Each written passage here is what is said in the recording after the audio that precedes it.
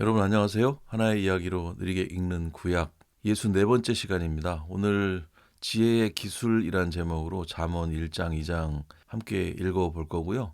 잠언 1, 2장을 중심으로 잠언 전체를 한번 짚어보고 오늘 잠언을 마무리하는 그런 시간이 되겠습니다. 잠언은 단순한 처세술이라든지 도덕적 훈계를 모아놓은 책으로 볼 수 있지만 그런 책이 아닙니다. 이 책은 하나님의 백성이 이 땅에서 창조 질서를 따라서 어떻게 살아가야 하는지 그것을 가르쳐주는 언약 백성의 생활 지침서 이렇게 부를 수 있을 것 같고요. 궁극적으로는 참된 지혜이신 그리스도를 가리키고 있는 구속사적인 이정표라고 말할 수가 있습니다. 그래서 오늘 제목을 지혜의 기술이라고 잡아보게 되었는데요. 오늘 잠언 본문으로 들어가기 전에 잠언의 의미를 몇 가지 짚어보고 본문으로 들어가 보도록 하겠습니다. 먼저 우리가 살펴봤으면 하는 것은 구속사적인 의미입니다. 잠언이라는 책이 가지고 있는 의미 세 가지 정도로 요약을 해봤는데요. 첫 번째는 창조 질서의 회복이라는 의미를 가지고 있습니다. 그 잠언은 하나님이 설계하신 세상의 원리, 그러니까 그것을 우리가 지혜라고 부를 수 있는데요. 그 지혜를 따를 때 인간이 온전한 복을 누린다 이렇게 가르쳐 주고 있습니다. 이 내용은 타락으로 왜곡된 인간의 삶이 하나님의 통치 아래서 어떻게 질서를 되찾아야 하는지를 보여준다고 볼 수가 있습니다. 우리 인간의 실존과 그리고 그 안에서의 올바른 삶의 방법, 그 지혜의 기술을 가르쳐 준다 이렇게 볼 수가 있겠습니다.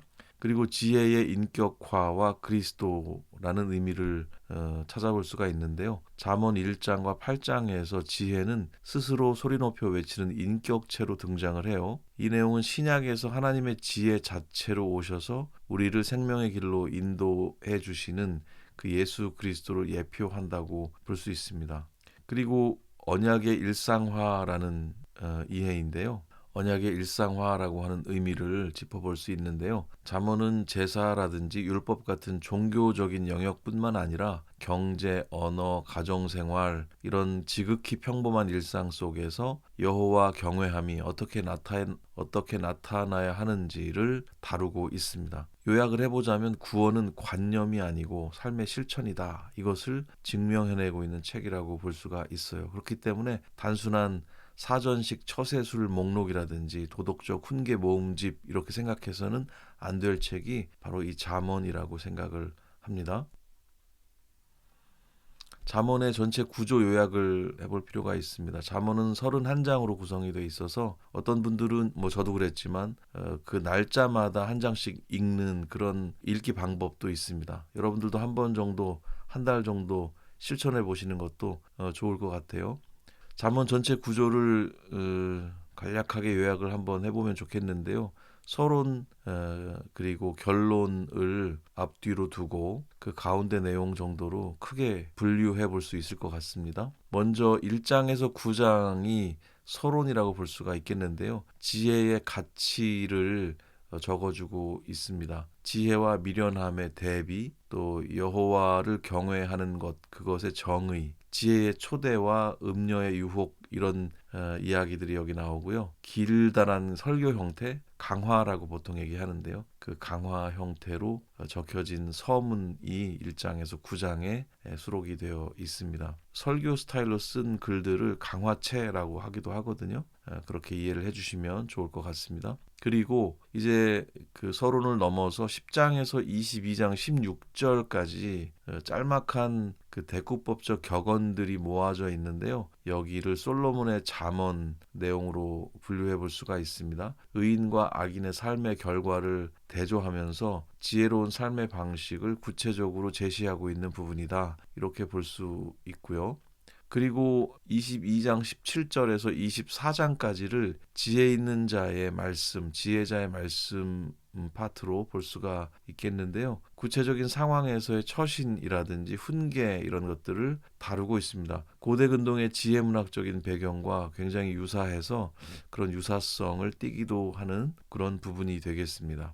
그리고 솔로몬의 잠언 두 번째 부분이 25장에서 29장까지 내용인데요. 히스기야 왕의 신하들이 편집한 부분이고 또 주로 통치자와 백성의 관계 그리고 사회적 공의와 관련한 교훈들이 여기 많이 수록이 되어 있습니다. 솔로몬의 잠언 두 번째 부분이었고요. 그리고 30장에서 31장 9절까지 아굴과 르무엘의 잠언 내용이 기록되어 있습니다. 이방 현인들, 현자들의 입을 빌려서 하나님의 절대 주권을 인정하는 겸손과 통치자의 덕목을 여기서 노래하고 있습니다. 그리고 결론으로 이어지는데요. 31장 10절에서 31절까지 내용입니다.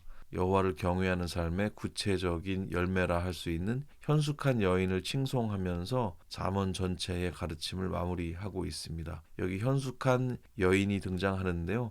이 현숙한 여인이라는 표현이 룻기의 룻을 가리킬 때 등장을 하기도 해서 그 연결성을 생각해 볼 수 있는 그런 내용이기도 합니다. 잠언의 전체 구조를 짤막하게 요약을 해 보았는데요. 서론, 결론 사이에 솔로몬의 잠언이 두 군데에 흩어져 있고 또 지혜자의 말씀과 아굴과 르무엘의 잠언이 함께 섞여 있음을 볼 수가 있습니다. 이 부분을 좀 요약적으로 결론을 내려본다면 잠언의 핵심은 여호와를 경외하는 것 1장 7절 거기서 시작해서 여호와를 경외하는 여인의 모습 31장 30절로 끝이 납니다. 그러니까 시작과 끝이 같은 맥락을 보여주고 있습니다. 지혜가 단순한 지식이 아니고 하나님과의 바른 관계에서 시작돼서 삶의 아름다운 열매로 맺어지는 그 생명의 길이다라고 하는 것을 이 구조를 통해서도 보여주고 있는 것 같고요. 우리는 이 잠언을 통해서 이 땅의 모든 평범한 순간들이 하나님의 통치의 영역이라는 것을 인정할 수밖에 없습니다. 그래서 우리를 위해서 완벽한 지혜가 되신 그리스도를 닮아가는 훈련을 하게 되는 것이죠. 우리가 이제 함께 읽어볼 1장, 2장의 본문 내용은 인생이라고 하는 긴 여정을 떠나기 전에 우리가 반드시 손에 들어야 될 지혜의 나침반과 같다고 볼 수 있는 부분입니다. 시편 1, 2편이 기억이 나시죠? 시편 1, 2편이 시편 전체의 이중 서문이었던 것처럼 잠언 1, 2장도 역시 잠언 1, 2장 역시 지혜가 무엇인지 정의하고 우리가 선택해야 될 길이 어떤 길인지 명확하게 제시하고 있는 부분이라고 할 수 있습니다.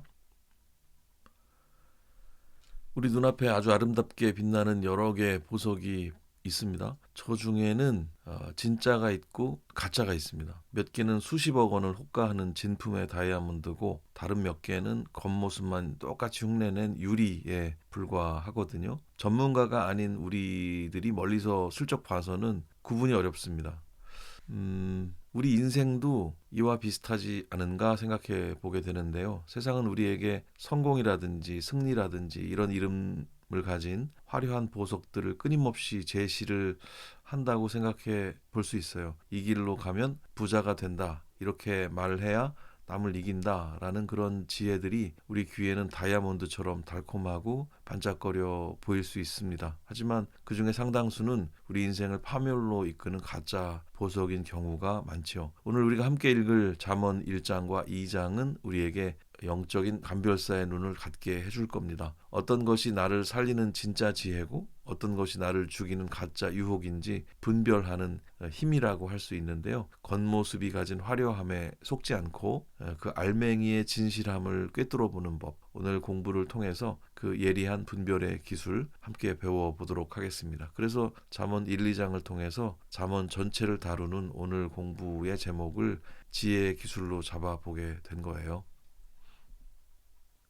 1장 1절에서 5절 잠언의 기록 목적이 담긴 부분부터 읽으면서 시작하겠습니다. 다윗의 아들 이스라엘 왕 솔로몬의 잠언이라. 이는 지혜와 훈계를 알게 하며 명철의 말씀을 깨닫게 하며 지혜롭게 공의롭게 정의롭게 정직하게 행할 일에 대하여 훈계를 받게 하며 어리석은 자를 슬기롭게 하며 젊은 자에게 지식과 근신함을 주기 위한 것이니 지혜 있는 자는 듣고 확실히 더할 것이요 명철한 자는 지략을 얻을 것이라. 잠언의 기록 목적이 여기 이렇게 잘 적혀 있습니다. 이렇게 잠언의 문이 열렸고요. 이 글은 다윗의 아들 솔로몬의 잠언이라고 소개하면서 시작하고 있습니다. 기록 목적도 쭉 나열해주고 있는데요. 우리에게 지혜와 훈계를 알게 하고 명철의 말씀을 깨닫게 하려고 한다 적혀 있습니다. 여기서 말하는 지혜는 히브리어로 호크마라고 하는데요. 단순한 지식이 아니고 삶을 능숙하게 살아내는 기술을 뜻합니다. 어리석은 사람을 슬기롭게 만들고 젊은이에게 분별력을 주려는 이 사랑 가득한 교육의 목적이 이 잠언의 시작에 첫 단락에 이렇게 친절하게 드러나 있습니다.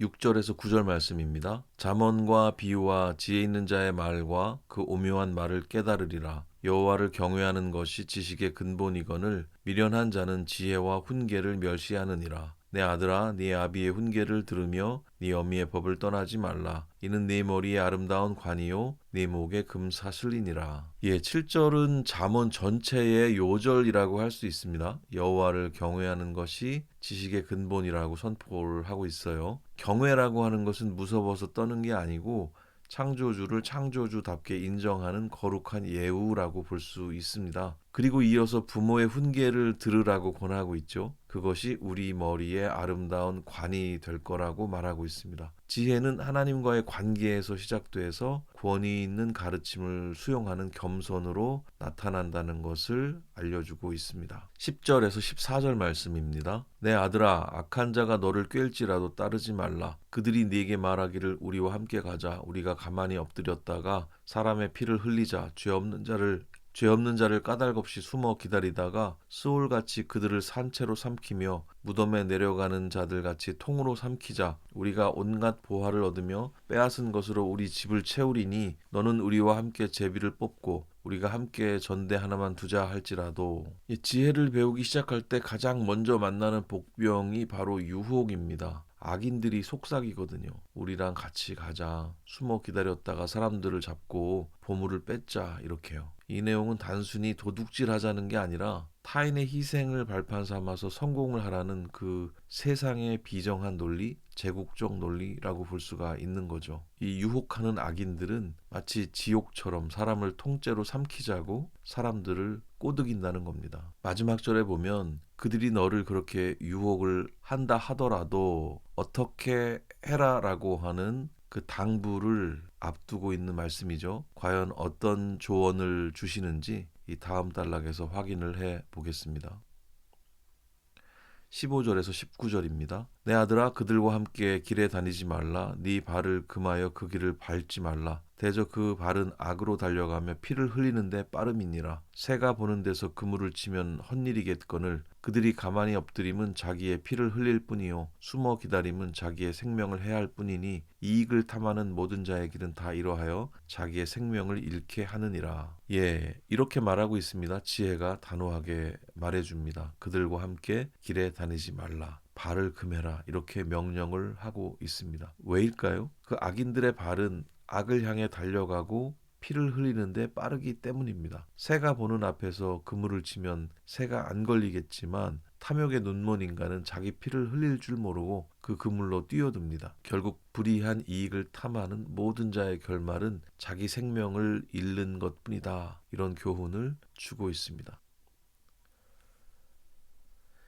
20절에서 23절입니다. 지혜가 길거리에서 부르며 광장에서 소리를 높이며 시끄러운 길목에서 소리를 지르며 성문 어귀와 성중에서 그 소리를 발하여 이르되 너희 어리석은 자들은 어리석음을 좋아하며 거만한 자들은 거만을 기뻐하며 미련한 자들은 지식을 미워하니 어느 때까지 하겠느냐. 나의 책망을 듣고 돌이키라. 보라, 내가 나의 영을 너희에게 부어주며 내 말을 너희에게 보이리라. 말씀드린 대로 지혜가 이제 인격화되어서 길거리에 나타납니다. 어리석은 자들아, 어느 때까지 미련함을 좋아하겠느냐라고 목소리를 가지고 소리를 치고 있어요. 지혜는 골방에 숨어 있는 게 아니라 우리 삶의 현장, 성문 어귀와 광장에서 우리를 부르고 있다는 사실입니다. 내 책망을 듣고 돌이키면 내 영을 부어주고 내 말을 알게 하겠다고 약속을 하고 계세요. 하나님은 우리가 지혜를 못 찾을까 봐 동네방네 이렇게 소리치고 계시는구나 라는 사실을 알 수 있습니다.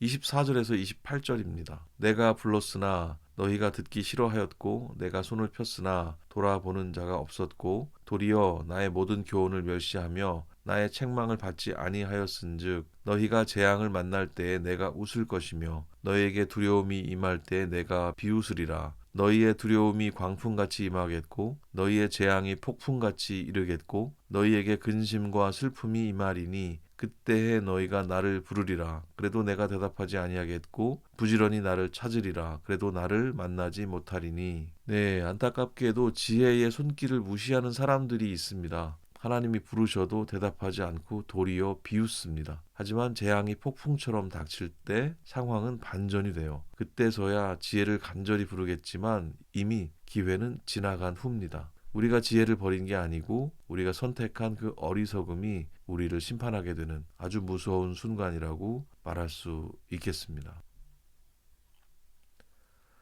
29절에서 33절입니다. 대저 너희가 지식을 미워하며 여호와 경외하기를 즐거워하지 아니하며 나의 교훈을 받지 아니하고 나의 모든 책망을 업신여겼음이니라. 그러므로 자기 행위의 열매를 먹으며 자기 꾀에 배부르리라. 어리석은 자의 퇴보는 자기를 죽이며 미련한 자의 안일은 자기를 멸망시키려니와 오직 내 말을 듣는 자는 평안히 살며 재앙에 두려움이 없이 안전하리라. 예, 사람들이 왜 재앙을 당하는 걸까요? 여호와 경외하는 것을 즐거워하지 않았기 때문입니다. 자기가 뿌린 열매를 결국은 자기가 먹게 되는 거예요. 그러나 지혜의 말을 듣는 우리는 다르지요. 오직 내 말을 듣는 자는 평안히 살며 재앙의 두려움이 없이 안전하리라. 지혜를 듣는 행위 자체가 이미 구속사적인 안식으로 들어가는 통로가 된다는 사실을 확인할 수 있습니다.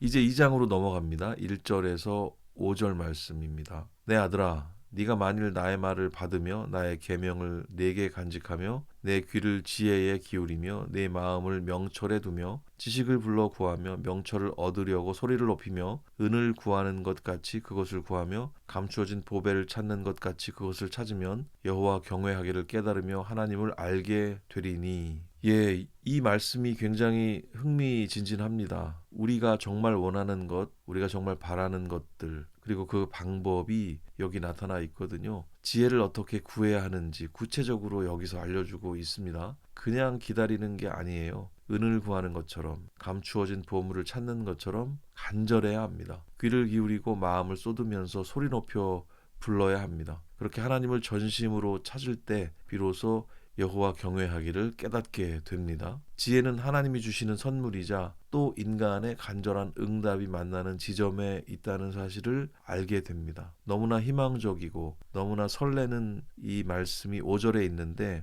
여호와 경외하기를 깨닫게 될 것이고 하나님을 알게 될 것이다. 이런 표현이 여기 있지 않습니까? 이 말씀을 지니고 이 아름다운 자리에 모두가 도달하게 되기를 바라봅니다.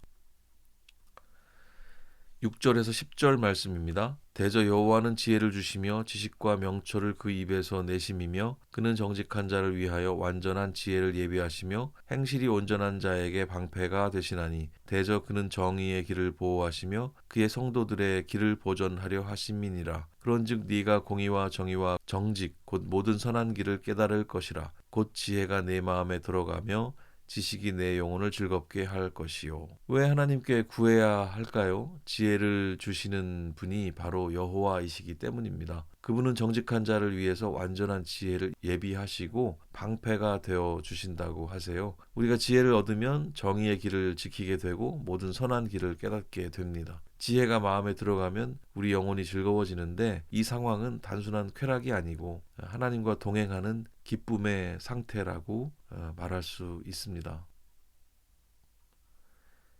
11절에서 15절 말씀입니다. 근신이 너를 지키며 명철이 너를 보호하여 악한 자의 길과 패역을 말하는 자에게서 건져내리라. 이 무리는 정직한 길을 떠나 어두운 길로 행하며 행악하기를 기뻐하며 악인의 패역을 즐거워하나니 그 길은 구부러지고 그 행위는 패역하니라. 지혜가 우리 마음에 자리 잡으면 근신과 명철이 우리를 지켜준다고 합니다. 악한 자의 길에서 우리를 건져낸다고 말하고 있어요. 그들은 정직한 길을 떠나 어두운 길로 행하고 행악하기를 기뻐합니다. 악한 자의 길에서 우리를 건져낸다고 합니다. 이 악한 자들은 정직한 길을 떠나서 어두운 길로 행하고 행악하기를 기뻐한다고 하죠. 세상의 기준으로는 그 길이 굉장히 빠른 지름길처럼 보일지도 모르지만 지혜의 눈으로 보면 그 길은 굽어 있고 패역한 낭떠러지일 뿐이다. 이런 상황을 알 수 있습니다. 이 단락을 요약해 보자면 지혜라고 하는 것은 우리 인생의 충돌 방지 시스템과 같다. 우리를 보호해 주는 그런 보호 장치와 같다. 이렇게 말해 볼 수 있을 것 같습니다. 16절에서 19절 말씀입니다. 지혜가 또 너를 음녀에게서 말로 호리는 이방 계집에게서 구원하리니 그는 젊은 시절에 짝을 버리며 그의 하나님의 언약을 잊어버린 자라. 그의 집은 사망으로 그의 길은 스올로 기울어졌나니 누구든지 그에게로 가는 자는 돌아오지 못하며 또 생명길을 얻지 못하느니라. 예, 지혜는 우리를 음녀로부터 지켜준다 이렇게 말하고 있죠. 여기서 음녀는 유혹하는 이방 여인이자 하나님과의 언약을 저버리게 만드는 모든 우상 또 세속적인 가치관을 상징한다고 할 수 있어요. 그 음녀의 말은 기름처럼 매끄럽지만 그 끝은 사망이다 이렇게 말하고 있습니다. 그녀의 집으로 가는 길은 지옥으로 연결됩니다. 지혜는 순간의 달콤함 속에 숨겨져 있는 그 죽음의 냄새를 맡게 해주는 영적인 후각이다 이렇게 말할 수 있습니다. 정말 좋은 표현인 것 같죠? 영적인 후각. 그래서 달콤함 속에서도 그 달콤함 이면에 숨겨진 죽음의 냄새를 맡게 해준다. 이 영적 후각을 우리들 모두가 다 나눠 가질 수 있으면 좋겠습니다. 20절에서 22절입니다. 오늘 본문의 마지막 단락인데요. 지혜가 너를 선한 자의 길로 행하게 하며 또 의인의 길을 지키게 하리니 대저 정직한 자는 땅에 거하며 완전한 자는 땅에 남아 있으리라. 그러나 악인은 땅에서 끊어지겠고 간사한 자는 땅에서 뽑히리라. 예, 이제 마지막 결론부입니다. 지혜는 우리를 선한 자의 길로 인도하고 의인의 길을 지키게 한다. 이렇게 말하고 있죠. 정직한 자는 땅에 거하며 온전한 자는 땅에 남아있게 될 것이다. 이렇게 또 말하고 있습니다. 반대로 악인은 땅에서 끊어지고 간사한 자는 뽑히게 된다. 이렇게 또 말하고 있죠. 이 땅에 거한다, 땅에서 끊어진다, 땅에 남아있는다, 땅에서 뽑히게 된다. 이런 대조를 우리가 잘 이해해야 할 것 같습니다. 결국 지혜를 따르는 자가 하나님 나라의 유업을 잇는 최후의 승리자가 된다는 그 약속으로 2장이 이렇게 마무리됩니다. 이렇게 본문 1장과 2장의 내용을 읽었는데 어떻습니까? 잠언 전체를 우리가 잠깐 요약을 해보았었는데 이 잠언 전체의 방향성을 뚜렷이 보여주는 그런 시작이라고 생각해 볼 수 있을 것 같아요. 예, 이제 퀴즈를 통해서 오늘 본문 말씀 확인해 보는 시간 갖도록 하겠습니다. 1번 문제 풀어볼게요. 잠언 1장 7절에서 여호와를 경외하는 것이 지식의 근본이라고 선포합니다. 여기서 경외의 성경적 의미로 가장 적절한 것은 무엇입니까? 경외의 의미를 묻는 질문이죠. 1번 하나님이 벌을 주실까봐 무서워서 벌벌 떠는 마음. 2번 하나님을 인생의 주권자로 인정하며 그분의 권위를 존중하고 사랑하는 태도. 3번 종교적인 의무를 다하기 위해 억지로 예의를 갖추는 행동. 4번 하나님의 존재를 지적으로만 동의하고 삶은 내 마음대로 사는 방식. 예, 정답은 금방 아마 찾으실 수 있을 것 같아요. 2번이 되겠죠. 하나님을 인생의 주권자로 인정하며 그분의 권위를 존중하고 사랑하는 태도. 그 태도가 보여지는 자리가 우리 일상이라는 것이 굉장히 중요한 내용이 되겠습니다. 경우에는 예배와 직결되고 예배란 무엇인가라는 질문하고도 연결될 수 있다고 보여지는데 현장에서의 예배, 어떤 전례로서의 예배가 의미를 가지려면 하나님을 경외하는 삶의 태도를 보이는 그 일상이 살아있어야 그것이 의미가 있다는 것 꼭 짚고 넘어가야 될 대목인 것 같습니다. 하나님께서 분노하시고 하나님께서 화를 내시는 모든 성경의 부분들 안에 그런 잘못된 예배, 그러니까 하나님 경외의 일상이 없이 형식만 남아있는 그런 예배를 두고 하나님께서 그렇게 화를 내신다는 것을 기억하면서 바른 예배란 무엇인가? 이 질문도 이 경외의 의미와 함께 생각해 두었으면 좋겠습니다. 두 번째 문제입니다. 잠언 2장 1절 5절에서 지혜를 얻기 위해 강조하는 태도가 아닌 것은 무엇입니까? 문제를 잘 읽으셔야 되겠죠. 아닌 것은 무엇입니까? 세 개는 맞는다는 거죠. 1번 은을 구하는 것 같이 간절히 지혜를 구해야 한다. 2번 보화를 찾는 것 같이 지혜를 찾아야 한다. 3번 지혜를 얻기 위해 내 지각과 경험만을 전적으로 의지해야 한다. 4번 소리를 높여 명철을 얻으려고 간구해야 한다. 이건 여러분들 뭐 금방 찾으실 수 있을 것 같은데요. 예, 이건 뭐 정답 맞추시라고 낸 문제니까 사실 누가 봐도 틀릴 수 없는 문제이긴 하지만, 그런데 우리의 일상에서는 자주 틀리는 그런 내용이기도 한 것 같아요. 내 지각과 내 경험, 그게 너무나 중요한 그런 삶을 살고 있지는 않습니까? 내 지각과 내 경험 때문에 다른 이의 지각과 경험과 싸우잖아요. 예, 우리 교회 안에도 그런 문제들이 많고, 또 공동체 안에, 나라 안에, 또 국가 간에, 예, 자기 지각과 경험만이 자기가 아는 지혜의 전부인 사람들, 그런 무리들이 문제를 일으키게 됩니다. 내 지각과 경험, 그것이 아니라 하나님의 지혜를 구하고 하나님의 지혜를 얻을 필요가 있겠습니다. 그 지혜를 얻을 수 있도록 돕는 책이 잠언이라고 하는 것 기억을 하시면 더 좋겠죠. 3번 문제입니다.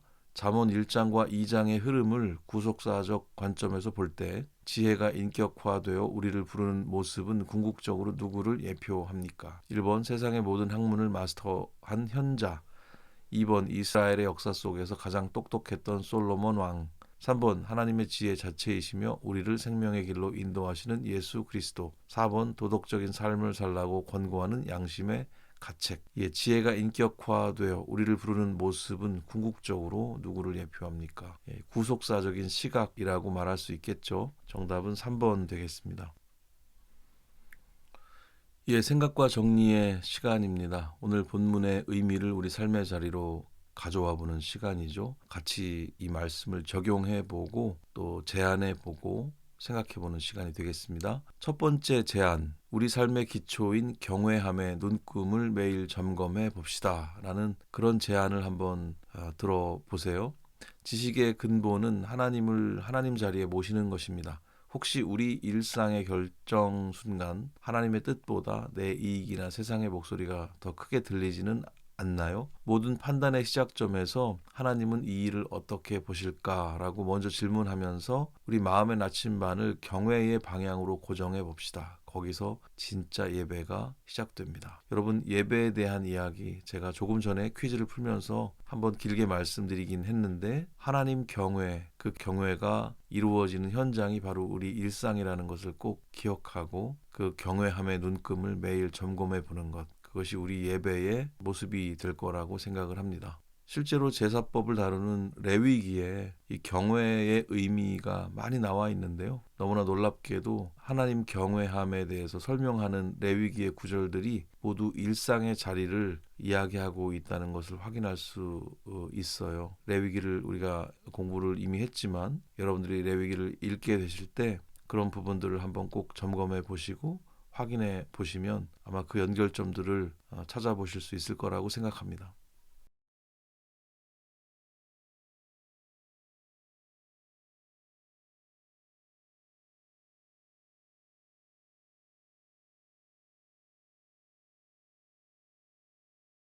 생각과 정리 두 번째 제안인데요. 지혜를 얻기 위한 영적 갈망이 필요합니다. 예, 그러면 우리는 어떻게 해야 될까요? 보물을 찾는 사람은 적당히 파다가 포기하지 않습니다. 보물이 있다고 믿는 사람들은 그거 두고 어디 갈 수가 없죠. 우리도 지혜를 은이나 보화처럼 귀하게 여기고 있는지 돌아볼 필요가 있겠죠. 단순히 정보를 얻는 공부가 아니라 내 영혼을 살리는 하나님의 말씀을 간절히 부르짖으면서 구하는 태도가 필요합니다. 짧은 시간이라도 골방에서 주님, 제게 당신의 지혜를 주세요라고 기도해 보시면 좋을 것 같고요. 그리고 우리 함께 공부하는 이 느리게 읽는 구약, 이 시간도 여러분들께서 귀하게 여기시고 또 귀하게 여기시는 분에게 그 귀한 가치를 하게 될 거라고 믿습니다. 우리 특별히 퀴즈라든지 생각과 정리의 시간들을 통해서 뭐 제안이 되거나 아니면 적용점이라든지 또 권면해드리는 말씀들을 잘 붙드시고 그걸 기도로 또 묵상으로 또 삶의 실천으로 꼭 연결해 나가시다 보면 정말 하나님께서 주시는 지혜 경험하시고 누리실 수 있을 거라는 생각을 해봅니다. 그리고 오늘도 언제라도 주님 제게 당신의 지혜를 주세요라고 기도하시는 그런 여러분들이 되셨으면 좋겠습니다. 지혜가 고픈, 네, 정말 지혜가 필요한 그런 사람들은, 그런 갈망을 가진 사람들은 무엇든 하게 되어 있습니다. 말씀을 파든 기도를 하든 행동들을 하게 되어 있다고 생각해요. 하나님의 지혜를 얻기 위한 여러분들의 영적 갈망이 우선적으로 필요하다고 생각합니다.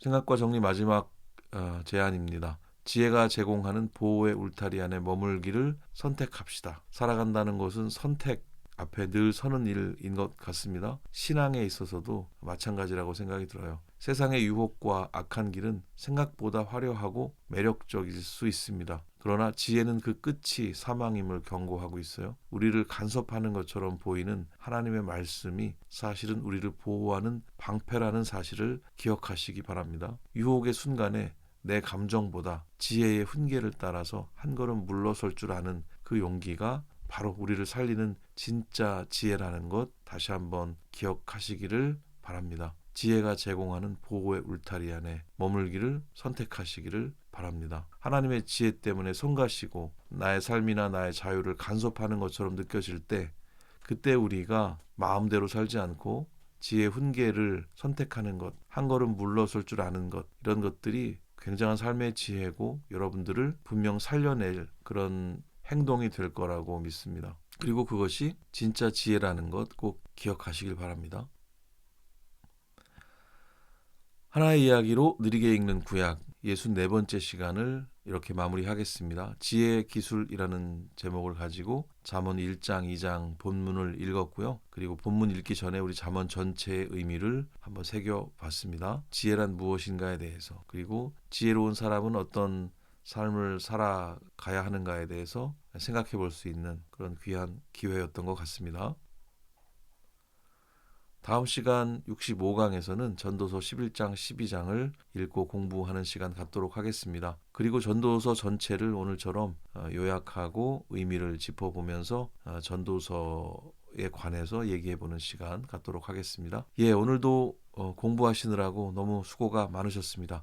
다음 시간에 다시 뵙겠습니다. 감사합니다.